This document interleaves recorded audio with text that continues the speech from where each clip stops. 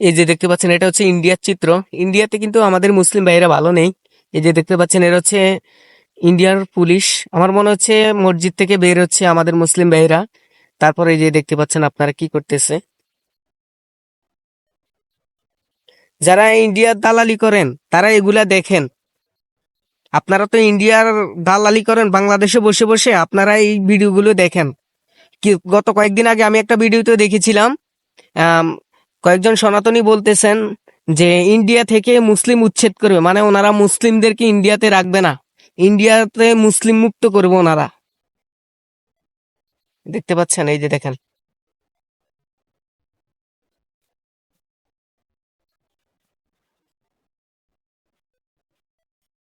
এই লোকগুলো মনে হয় এই যে দেখতে পাচ্ছেন মসজিদ থেকে নামাজ পড়ে বের হয়েছিল।